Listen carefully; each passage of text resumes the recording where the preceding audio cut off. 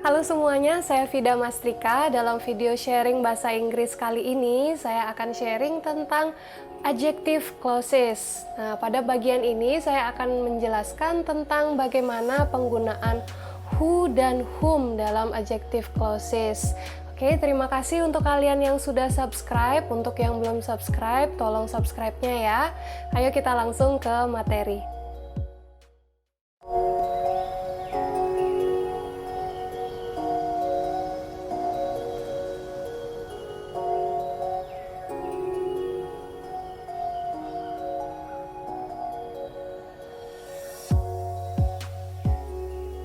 Oke, kita mulai langsung ya ke materi adjective clauses. Apa sih yang dimaksud dengan adjective clauses? Oke, pertama saya ke pengertian adjektif dulu di sini. Adjektif itu memodify sebuah kata benda. Modify ini maksudnya adalah mengubah sedikit saja atau memberi arti lebih sedikit saja terhadap kata benda. Oke. Kita lihat contohnya di kalimat A dan B di sini. Kalimat A, I met a kind man. Kind ini adalah adjektifnya, man adalah noun-nya. Kalau di dalam bahasa Indonesia terbalik ya. Noun-nya dulu, baru adjektifnya. Kalau di bahasa Indonesia kan ini menjadi saya bertemu dengan laki-laki yang baik. Nah, seperti itu ya. Oke, kalimat yang B, I met a famous man. Adjektifnya adalah famous, noun-nya adalah man. Jadi kedua adjektif di sini ini menjelaskan noun yang mengikuti di belakangnya. Jadi sebuah adjektif dalam bahasa Inggris usually comes in front of a noun atau sebelum kata benda, ya. Adjektif muncul sebelum kata benda. Nah, apa bedanya dengan adjective clauses? Nah, kita pindah ke kolom yang di sebelahnya. Adjective clauses. Adjective clauses itu juga memodifikasi noun. Dia mendeskripsikan atau memberikan informasi lebih terhadap suatu noun.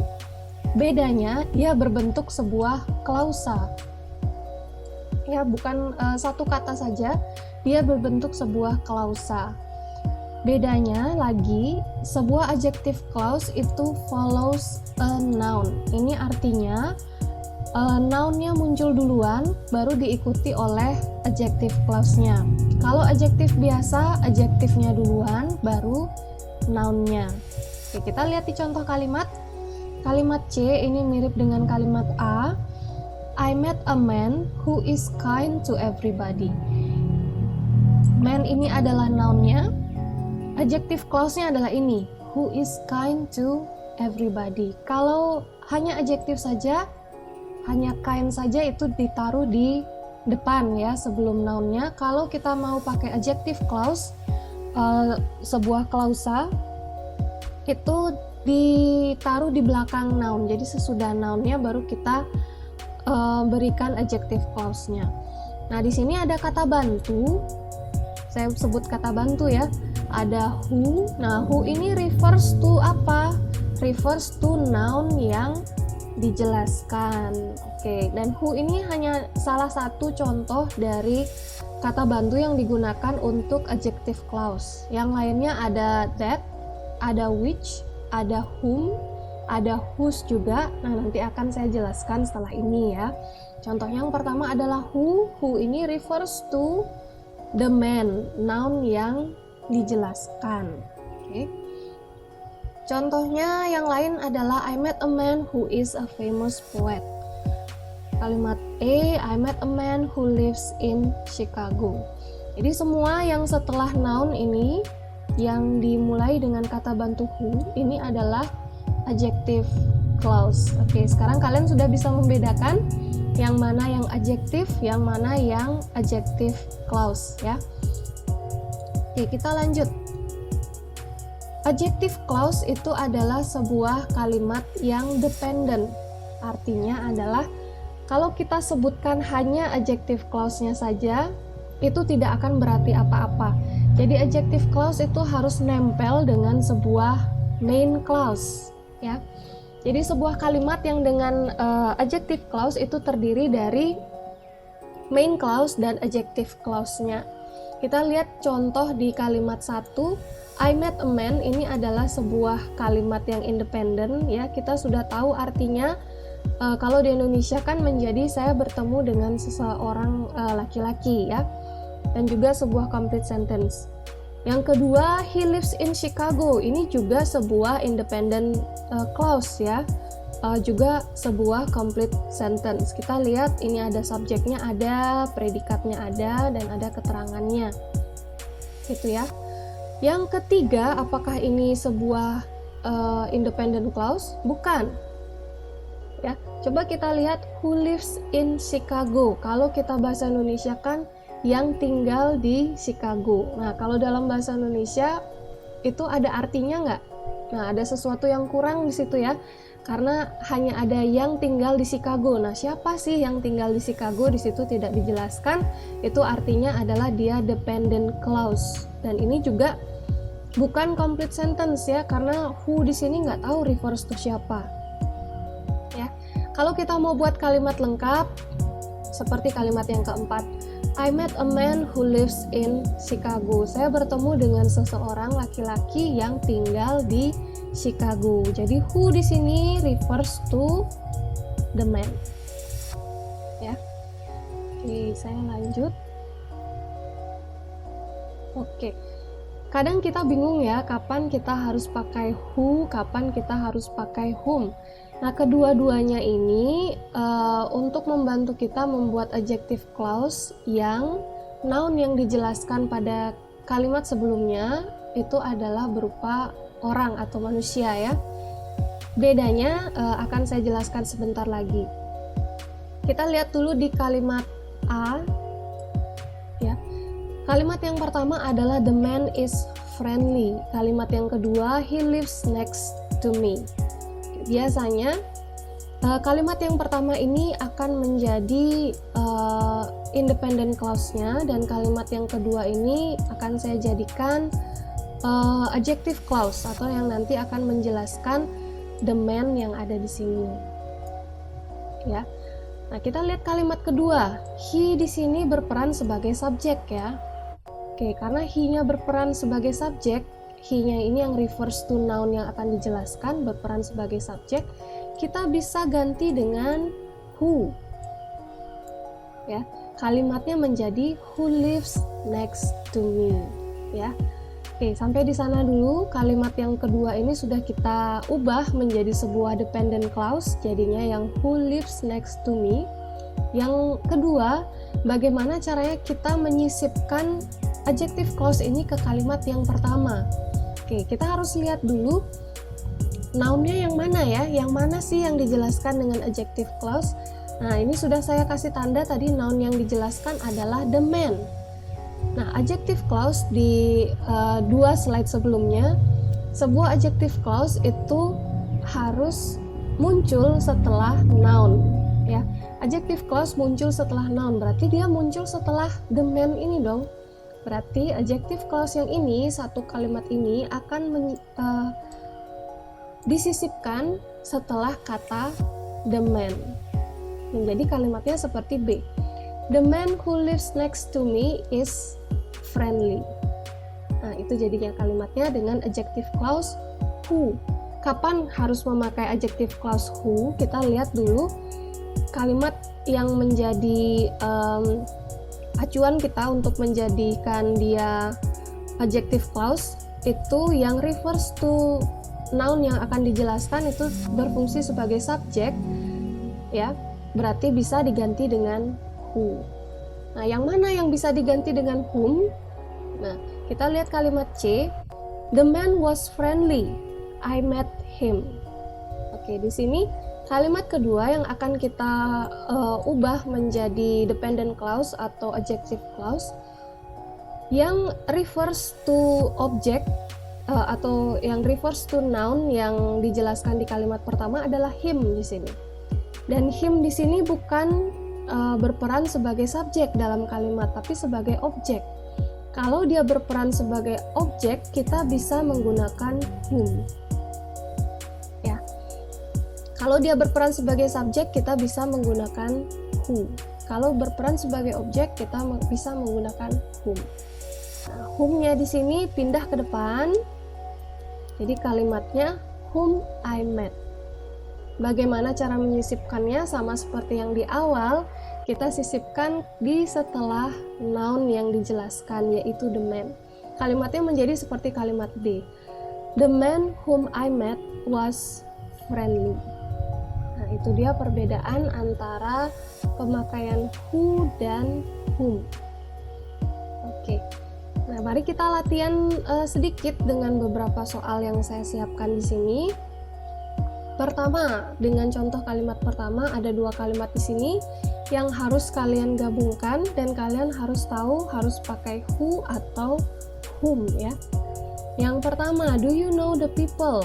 Oke, they live in the White House. Kita cek dulu kalimat yang kedua nih yang kita akan gunakan untuk menjadi adjective clause.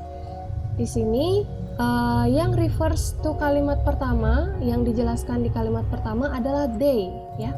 They live in the White House. Di sini dia berperan sebagai subjek ya, berarti kita bisa ganti dengan who. Nah, di mana harus disisipkan? Nah, they ini refers to the people. The people yang akan dijelaskan ya. Jadi hasil ubahan dari kalimat yang kedua yang menjadi adjective clause kita bisa sisipkan setelah the people. Kalimatnya menjadi ini ya. Do you know the people who live in the White House? Kalimatnya seperti itu. Kalimat yang kedua, the woman gave me some information. I called her. Di sini kalimat kedua kita perhatikan yang mana yang refers to noun yang di kalimat pertama. Nounnya adalah the woman. Yang di sini yang refers to the noun adalah her. Di sini her-nya sebagai objek, berarti kita bisa ganti dengan whom ya. Kita ganti dengan whom. Nah, whom-nya dibawa ke depan ya. Jadi the woman whom I called gave me some information. Sama juga disisipkan di setelah noun yang dijelaskan. Oke. Kita lihat ke contoh kalimat yang ketiga. The police officer was friendly. She gave me direction. Oke. Kita lihat kalimat kedua. Yang refers to noun di kalimat pertama, the police officer adalah she. She berperan sebagai subjek, berarti kita bisa pakai who ya. Oke, karena kita bisa pakai who, di sini langsung jadi who gave me direction gitu ya. Dimana disisipkan di setelah noun yang dijelaskan. Jadi kalimatnya adalah the police officer who gave me directions was friendly. Oke. Nah, dari nomor 4, 5, 6, dan 7 ini adalah latihan untuk kalian. Bisa kalian kerjakan dan berikan jawabannya nanti di kolom komentar ya. Silakan tuliskan kalimatnya saja, soalnya tidak usah ditulis lagi ya. Jadinya kalimatnya seperti apa? Silahkan tulis jawabannya di kolom komentar. Saya lanjut. Oke. Nah, ada juga yang namanya kata bantu that ya. Kata bantu that ini sangat multifungsi. Hampir semua adjective clause bisa diganti dengan that. Jadi kalau dalam speaking kalian mau aman ya pakai that saja ya. Oke. Who di sini bisa diganti dengan that dan whom juga bisa diganti dengan that.